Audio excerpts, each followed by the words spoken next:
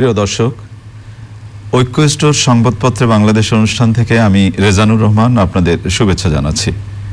বিভিন্ন জাতীয় দৈনিকে প্রকাশিত খবরের বিশ্লেষণ নিয়ে আমাদের আজকের এই অনুষ্ঠানে অতিথি হিসেবে উপস্থিত আছেন বিশিষ্ট শিক্ষাবিদ, আমাদের অনেক প্রিয় মানুষ, ডক্টর সৈয়দ আনোয়ার হোসেন। স্যার, স্বাগত আপনাকে। ধন্যবাদ স্যার। আমরা অনুষ্ঠানের শুরুতেই দৈনিক কালের কণ্ঠের 12তম জন্মদিন আজকে। আমরা আমাদের প্রিয় পত্রিকা কালের কণ্ঠকে চ্যানেল আই পরিবারের পক্ষ থেকে অভিনন্দন, শুভেচ্ছা জানাই। আমিও আপনার সঙ্গে যুক্ত হচ্ছি। পত্রপত্রিকার কয়েকটা হেডলাইন পড়ি স্যার, তারপর এটা নিয়ে আমরা আলাপ করব। আজ বঙ্গবন্ধুর স্বদেশ প্রত্যাবর্তন দিবস। স্কুল ছাত্রীকে ধর্ষণের পর হত্যা, মানুষের ক্ষোভ উদ্বেগ, প্রথম আলোতে হেডলাইন হয়েছে। জনকণ্ঠে হেডলাইন করেছে ভ্যাকসিনই ভরসা। কালের কণ্ঠে হেডলাইন হয়েছে মন্ত্রীদের আমলনামা চেয়েছেন প্রধানমন্ত্রী। বঙ্গবন্ধুর স্বদেশ প্রত্যাবর্তন দিবস আজ, 10 দিন পার করাই ট্রাম্পের বড় চ্যালেঞ্জ। বাংলাদেশ প্রতিদিন হেডলাইন করেছে ট্রাম্পের মতিভ্রম, ফের বিচারের উদ্যোগ, ভ্যাকসিনের বিকল্প উৎসের পক্ষে বিশেষজ্ঞরা। ইত্তেফাক হেডলাইন করেছে আজ বঙ্গবন্ধুর স্বদেশ প্রত্যাবর্তন দিবস, ট্রাম্পকে অভিশংসনে প্রক্রিয়া শুরু করল ডেমোক্র্যাটরা, বন্ধ হওয়া ব্যাংকগুলোর স্বাস্থ্য এখন অনেক ভালো। দিনকাল হেডলাইন করেছে পরামর্শক নিয়োগেই লুটপাট। মানব জমিনে হেডলাইন হয়েছে বিচারকের কাছে 2 কোটি টাকা ঘুষ দাবি রাজুক পরিচালকের। ভোরের কাগজে হেডলাইন হয়েছে অর্জন অনেক, চ্যালেঞ্জ কম নয়। স্যার, আমরা যদি আজকে আনন্দের দিনটা যদি এভাবে শুরু করি যে বঙ্গবন্ধু আমাদের মহান স্বাধীনতার পর ফিরলেন দেশে আজকের এই ঐতিহাসিক দিনে, সমকালের হেডলাইন যদি আপনাকে একটু পড়ে শোনাই, মহামানব যেদিন ফিরলেন। ডক্টর মোহাম্মদ ফরাসউদ্দিন আহমেদ লিখেছেন স্বাধীনতার স্বদেশ আগমন। আবার জনকণ্ঠে হেডলাইন হয়েছে অন্ধকার হতে আলোর পথে যাত্রা, আধুনিক ঢাকা গড়ার পরিকল্পনা ছিল বঙ্গবন্ধুর। ভোরের কাগজের দিকে যদি একটু হেডলাইন পড়ি, আমির হোসেন আমুল লিখেছেন স্বাধীনতা পূর্ণতা পায় বঙ্গবন্ধুর স্বদেশ প্রেরায়। বিশ্বে নেতিবাচক মনোভাব কেটে গেছে, ডক্টর ফরাসউদ্দিন আহমেদ। সাম্প্রদায়িকতা নির্মূল করতে হবে, শামসুদ্দিন চৌধুরী মানিক। এবং আপনার একটি লেখা ছাপা হয়েছে এখন বহুদূরে বঙ্গবন্ধুর স্বপ্নের বাংলাদেশ। স্যার, শুরু করবো আপনাকে দিয়ে। ধন্যবাদ আপনাকে। আমি যখন আপনার সঙ্গে কথা বলছি চ্যানেল আই এর অগণিত দর্শক শ্রোতার সামনে, এই মুহূর্তে আমি ফিরে যাচ্ছি সেই 72-এর 10ই জানুয়ারি। আমার চোখের সামনে দিয়ে সিনেমার পর্দার মতো চলে যাচ্ছে ফ্ল্যাশব্যাকে যাচ্ছেন আপনি দৃশ্য। ওই যে বলা আছে ফেড ইন ফেড আউট, সেই পদ্ধতিতে। দেখুন, আমি 10ই জানুয়ারিকে 3টি মাত্রায় চিহ্নিত করি এই দিনটিকে। প্রথম মাত্রা ভারত সংক্রান্ত, কারণ বঙ্গবন্ধু যাত্রা বিরতি করেছিলেন দিল্লিতে। কেন করেছিলেন তার ব্যাখ্যা ভাষণে বলে দিয়েছেন, এবং সেই বক্তৃতায় তিনি বলেছিলেন যে এই অভিযাত্রা অন্ধকার থেকে আলোয়, বন্দিত্ব থেকে স্বাধীনতায়, নিরাশা থেকে আশায়। এটা শুধু তার ব্যক্তিগত জীবন নয়, বাংলাদেশ ভারত মিলিয়ে তিনি এই মন্তব্য করেছেন, যদি ঠিক মতো বুঝে থাকে। এবং সেদিন আমাদের কিংবদন্তি কণ্ঠশিল্পী সন্ধ্যা মুখার্জি একটি গান বেঁধেছিলেন বঙ্গবন্ধুর জন্য, তোমায় কত ভালোবাসি কি করে। কি সেই হৃদয়। এই গানটা শুনলে এখনো চলে যাই সেই 72 10ই জানুয়ারি। আচ্ছা, দ্বিতীয় মাত্রাটা হচ্ছে 22শে ডিসেম্বর মুজিবনগর সরকার ঢাকায় ফেরে। তারপরে দেশের শাসনভার নেয় তারা। যতটুকু শঙ্কায় উৎকণ্ঠায় আমরা অস্থির যে মুক্তি পেলাম শত্রু সেনা থেকে, আমার দেশের সরকারে এলো, কিন্তু সবকিছুর রূপকার যিনি, তিনি কোথায়? বেঁচে আছেন না যে মরে গেছেন? ফিরবেন কি ফিরবেন না? না, বিধ উৎকণ্ঠা, মানে হরিষে বিষাদ হয়েছিল আমাদের। যাকে 8ই জানুয়ারি জানলাম তিনি ফিরবেন। আচ্ছা, অনেক কথা আছে, সব কথায় যাব না। তিনি যে ফিরলেন, তার ফেরার মধ্য দিয়ে বাংলাদেশ অস্তিত্বমান হলো, এ কথাটা শুধু আমরাই ভাবিনি, বিশ্ব গণমাধ্যমও ভেবেছে। 10ই জানুয়ারি গার্ডিয়ান পত্রিকায় লিখলো, as soon as Sheikh Mujib walks out of the Dhaka airport, the Republic of Bangladesh becomes a reality. Sheikh Mujib Dhaka বিমানবন্দরের বাইরে পা দেওয়ার সঙ্গে সঙ্গেই বাংলাদেশ রাষ্ট্রটি বাস্তব রূপ পাবে। 17ই জানুয়ারি ওই বছরই, একটু বিলম্বিত, টাইম ম্যাগাজিন, বিখ্যাত টাইম ম্যাগাজিন, বঙ্গবন্ধুর উপরে, বাংলাদেশের উপরে প্রচ্ছদ কাহিনী করলো।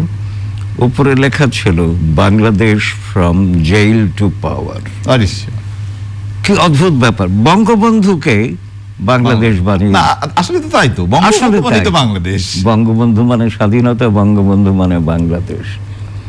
তো সেই জন্য আমি বাংলাদেশের টিকে যাওয়া, তার কারণ হচ্ছে যে ওই সময় চীন একটা প্রচার শুরু করেছিল, মানচুকো হয়ে গেছে বাংলাদেশ। মানচুকো মানে 1932-এ জাপান চীনের উত্তরাঞ্চল দখল করে জাপানি করদ রাষ্ট্র তৈরি করেছিল। তো সেখান থেকে মুক্তি পায় ওই ভূখণ্ডটা 1945-এ দ্বিতীয় মহাযুদ্ধের পর। তো বাংলাদেশে তো ভারতের সৈন্য আছে, আর যে রাষ্ট্রের অস্তিত্ব নিয়ে এখন সংশয় আছে সেটা মানচুকো।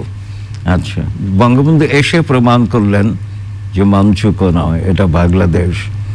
তারপরে আরো প্রমাণ আছে। এবং তৃতীয় মাত্রাটা হচ্ছে বঙ্গবন্ধুর রেসকোর্সের ভাষণ, 35 মিনিটের ভাষণ। 7 মার্চের ভাষণ তিনি 103, তিনি তো বিমানবন্দর থেকে সরাসরি রেসকোর্সে চলে এলেন। 2 ঘন্টা 13 মিনিট সময় লাগলো। আগে জনগণের কাছে গেলেন, পরিবার পরিজনের। চিন্তা করা যায় যে এতটুকু 4 কিলোমিটার সম্ভবত জায়গা, 2 ঘন্টা 13 মিনিট সময় লেগেছে রেসকোর্সে যেতে। এত মানুষ ছিল সেদিন, মানুষের ঢেউ আটকে দিচ্ছিল তার পথ। তো সেই ভাষণটি চমৎকার।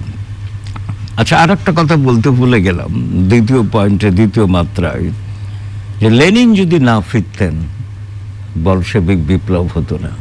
বঙ্গবন্ধু না ফিরলে বাংলাদেশ টেকা না টেকা নিয়ে সংকট থাকতো। 35 মিনিটের ভাষণ দেখুন।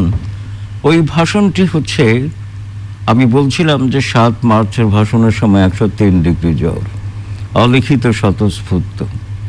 10 জানুয়ারির ভাষণও বন্দিত্বে, 290 দিনের বন্দিত্বের ফলে ক্লান্ত অবসন্ন একটা দেহ মন নিয়ে তিনি বক্তৃতা দিচ্ছেন, অলিখিত স্বতঃস্ফূর্ত। ভারতের স্বাধীনতার পর নেহেরু একটি চমৎকার বক্তৃতা দিয়েছিলেন, যার নাম হয়েছে বক্তৃতাটির শিরোনাম অনুযায়ী ট্রাইস্ট উইথ ডেস্টিনি। ভবিষ্যৎ ভারতের রূপরেখা তুলে ধরেছিলেন।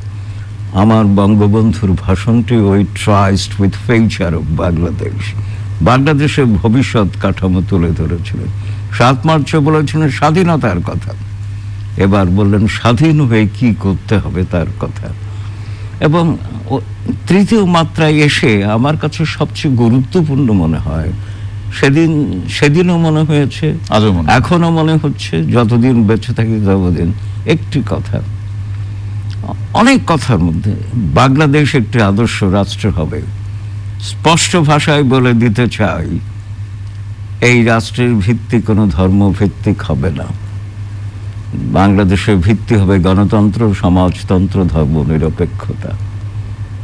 পরে জাতীয়তাবাদ সংযুক্ত হয়ে 4টি রাষ্ট্রনীতি হয়েছিল। আচ্ছা দেখুন, আমি তো বলেছি মোটামুটি 15টি দিক নির্দেশনা খুঁজে পেয়েছি। তবে রাষ্ট্র গঠন আর জাতি গঠন করতে গেলে কি কি করা দরকার সব ওখানে বলা আছে। আশ্চর্য হয়ে যায় যে মানুষটি 290 দিন তার দেশ জনগণ থেকে বিচ্যুত ছিলেন, তিনি এসেই আবার দেশ জনগণ নিয়ে এত অনুপুঙ্খভাবে বস্তুনিষ্ঠতায় কথা বলতে পারেন। এটাই প্রমাণ করে যে দূরে থাকতে পারেন, দেশ জনগণ অন্তরেই ছিল। আরেকটি কথা হচ্ছে, তিনি যখন বললেন, হতবাক হয়ে গেলাম। আমরা একটু আবেগপ্রবণ হয়ে উঠেছিলাম সেদিন। আমার জীবনের স্বাদ আজ পূর্ণ হয়েছে, বাংলাদেশ আজ স্বাধীন। আত্মতৃপ্তি। এবং এর সঙ্গে আরো যুক্ত হচ্ছে, কবিগুরুকে সম্বোধন করলেন।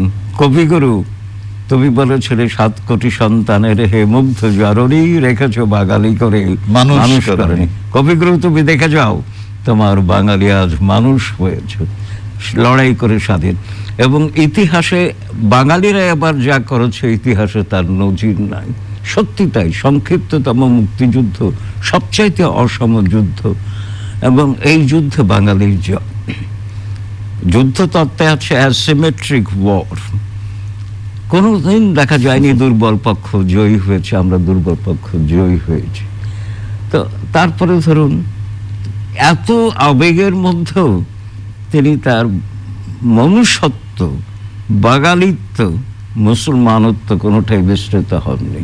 তিনি বলেছিলেন, তার ফাঁসি দেওয়ার কথা, মানে কবর খোঁড়ার প্রসঙ্গে বললেন যে আমি মানুষ, আমি বাঙালি, আমি মুসলমান।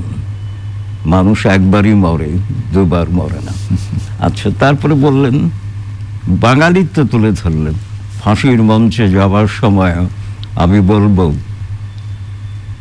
বাংলা আমার, আমি বলবো বাংলা আমার ভাষা, দেশ বাংলা আমার ভাষা, না আমি বাঙালি, বাংলা আমার দেশ, বাংলা আমার ভাষা। 3টি কথা, বাঙালিত্ব। আচ্ছা স্যার, আমি একটা জিনিস আপনার কাছে জানতে চাই, যেটা হলো যে আজকের এই দিনে আমরা বঙ্গবন্ধুকে স্মরণ করছি এবং সবকিছু মিলে আনন্দের জায়গা। আমাদের বাচ্চারা, আমাদের শিশুরা, আমাদের তরুণরা, যারা ভবিষ্যৎ প্রজন্ম, বর্তমান সময়ে আমরা কি তাদের কাছে আমাদের এই মহান নেতাকে তুলে ধরতে পারছি যথার্থভাবে, বা তুলে ধরছি? যদিও আমাদের মহান মুক্তিযুদ্ধের সরকারি ক্ষমতায়, তারপরেও কি হচ্ছে? আপনি খুব কষ্টদায়ক একটি প্রশ্ন করে আমার বুকের ভিতরে ঘা দিয়ে দিলেন। শুধু আমার কিশোর প্রজন্ম তো নয়, সারা বাংলাদেশে কেউ কি বঙ্গবন্ধুকে জানে যথার্থভাবে? এবং বঙ্গবন্ধু 1973-এর দিকে অ্যান্থনি ম্যাসকারেনহাসকে বলেছিলেন, আমি যা করি তা কেউ বোঝে না। কথাটা বড় দুঃখে কিন্তু বস্তুনিষ্ঠভাবে বলেছিলেন। উদ্যোগ আছে, বাংলাদেশ শিশু একাডেমি আছে, অনেক কাজ করে, কিন্তু আমার চোখে যা পড়েছে যে শিশুতোষ বঙ্গবন্ধু এখনো অনেক দূরে রয়ে গেছে। কদিন আগে আমার কাছে একজন তরুণ লেখক একটি পাণ্ডুলিপি নিয়ে এসেছিলেন যে শিশুদের জন্য বঙ্গবন্ধু লিখেছে। তা আমি তো ওকে বললাম, ভাষাও শিশুদের মতো নয়, বঙ্গবন্ধু সম্পর্কে ভুল তথ্য আছে। যেমন মুজিব বর্ষে যদি আমাকে শুনতে হয় বঙ্গবন্ধু 18 বছর বয়সে বিয়ে করেন, অথচ তার অসমাপ্ত আত্মজীবনীর 7 পৃষ্ঠায় বলছেন আমার বয়স 12 কি 13, রেনুর বয়স 3, তখন আমাদের বিয়ে হয়। 21 পৃষ্ঠায় বলছেন 1942-এ আমাদের আমাদের ফুলসজ্জা হয় 1942।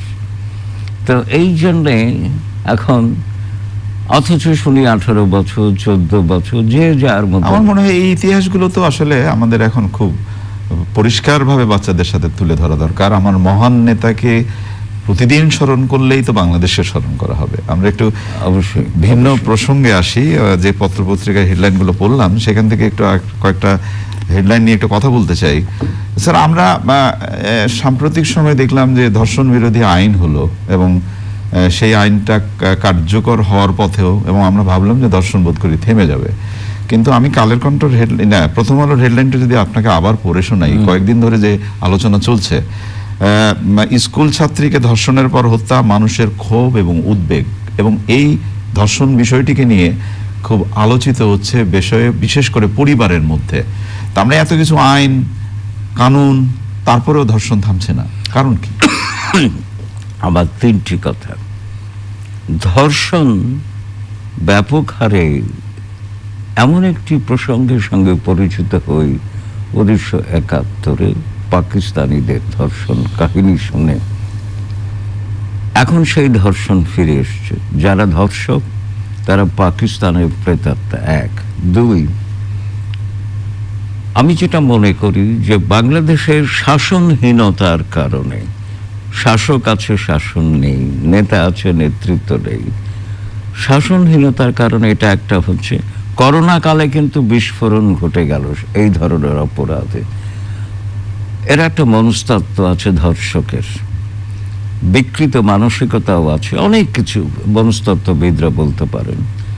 আমি যেটা মনে করি যে মৃত্যুদণ্ড দেবার পরেও কমছে না কেন, আর বাড়ছে কেন? আমি 3 নম্বর কথাটি হচ্ছে যেমন বুনোল তেমনি বাঘা তেঁতুল। আমি মানবাধিকার বুঝি না, যেমন ক্যাপিটাল হিলে যে দাঙ্গা হয়ে গেল, অ্যামনেস্টি ইন্টারন্যাশনাল বা হিউম্যান রাইটস ওয়াচ কিছুই বলেনি এখন। কাজে ওদের দিকে তাকিয়ে আমি ভাববো না। দেশ আমার, সমাজ আমার, সংকট আমার, সমাধান আমাকে করতে হবে, আমার কান্না আমাকেই কাঁদতে হবে। ধর্ষক, প্রমাণিত ধর্ষক, অভিযুক্ত ধর্ষক ফায়ারিং স্কোয়াডে দিতে হবে। 1টি 2টি করুন, আমি লিখে দিতে পারি, কারণ ইতিহাসের মানুষ আমি, যে এই অপরাধ কমে যাবে। ফায়ারিং স্কোয়াডে দিতে হবে এবং পাবলিকলি যেটা বলতে হবে।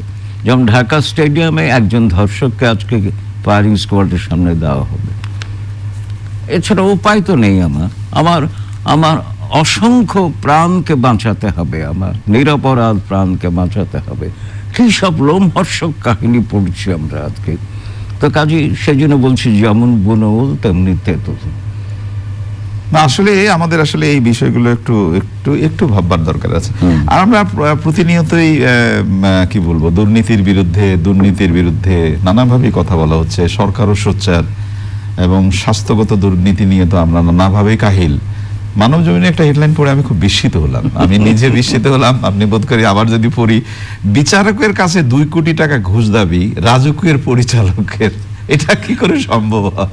রাজুক যে কি প্রতিষ্ঠান আমি ভালো করে জানি, ওর প্রতিটি ইটে দুর্নীতি আছে, কিন্তু সরকারের নাকের ডগায় সব হয়। সরকার না জেনেও না বোঝার ভান করে, না জানার ভান করে। বঙ্গবন্ধুকে আজকে বঙ্গবন্ধুর স্বদেশ প্রত্যাবর্তনের কথা বলছে। তিনি একটি বক্তৃতায় বলেছেন 26শে মার্চ বোধ হয় 1975, চোরের চোর, এত চোর পয়দা হলো কি করে? পাকিস্তানিরা সব নিয়ে গেছে, চোরগুলোকে নিয়ে গেলে বাঁচতাম। সেই চোর এখনো আছে, দুর্নীতিবাজ এখনো আছে। বঙ্গবন্ধু বলছেন যে দুর্নীতি যদি দূর করতে পারতাম তাহলে আমার দরিদ্র মানুষের 25 থেকে 30 ভাগ কষ্ট কমে যেত।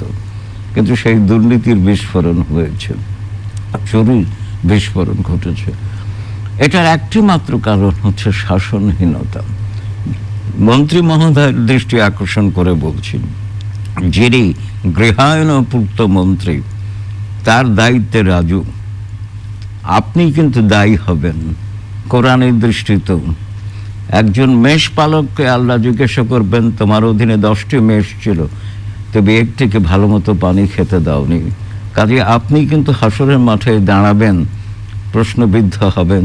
আপনার অধীনে যে মন্ত্রণালয়, যে প্রতিষ্ঠান, আপনি কি করেছেন? সেদিক থেকেও নৈতিকতার কথা তো বাদই দিলাম। আপনি যদি মুসলমান হন বা যেই হন, যে কোনো ধর্মের নৈতিকতার বিরুদ্ধে কথা আছে। তো সেই জন্যে অত্যন্ত শক্তপোক্ত একটি প্রশাসন। একটা মাঝখানে আপনার সাথে আবার একটু জিজ্ঞেস করতে চাই, যেটা হলো যে আমরা সাধারণত মনে করি যে বিচারকের কাছে চাওয়া মানে আমি তো ওইখানে বিচার ভয়ের একটা ব্যাপার থাকে, যে আমি বিচারকের কাছে ঘুষ চাইছি, তাহলে তো আমার ভেতরে আমি হয়তো ধরা পড়ে যেতে পারি, বা এটা বাইরে জানাজানি হতে পারে।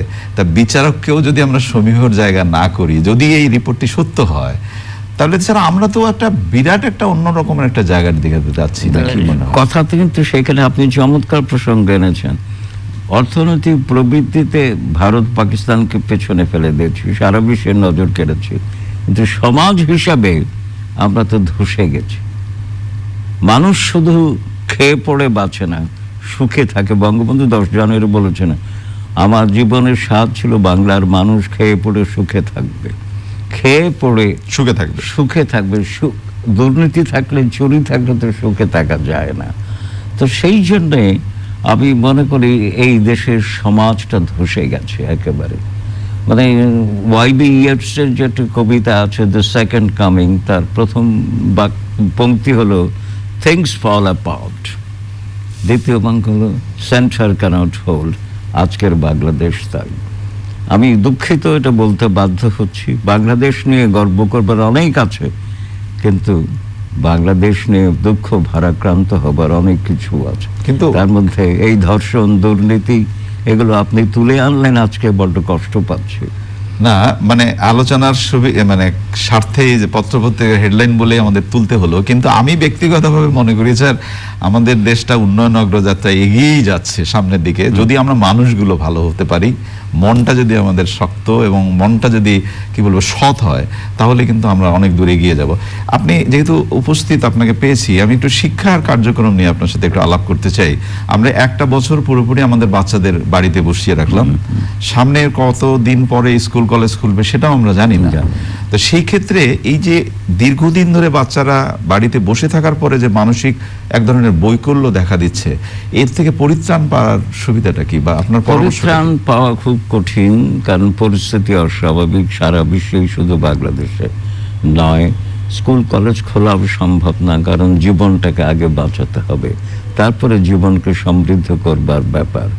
তো আমার কাছে মনে হয় প্রতিষ্ঠানের শিক্ষা প্রয়োজন আছে, কিন্তু প্রতিষ্ঠানের শিক্ষা নির্ভর যে জীবন, সেই জীবনটুকু শিক্ষিত হয় না। অপ্রাতিষ্ঠানিক স্বশিক্ষাটা অনেক বড়।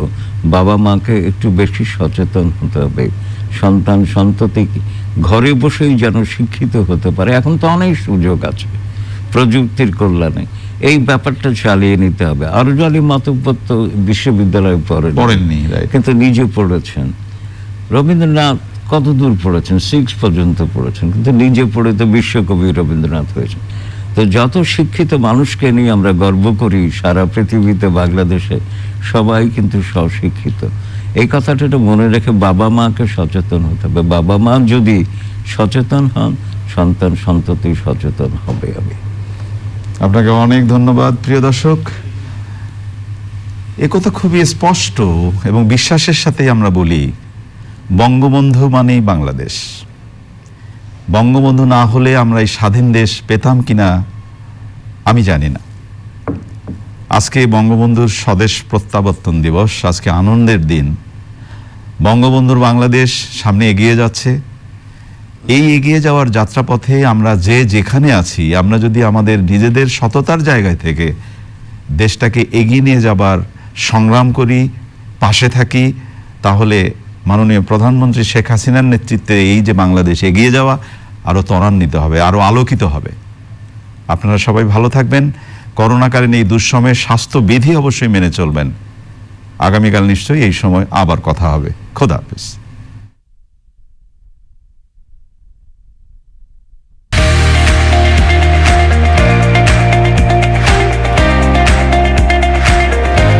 হাজার জামদানি থেকেই কিনুন আপনার জামদানি। দেশের পণ্যই দেশের শক্তি। ঐক্য স্টোর, ঐক্য.com.bd।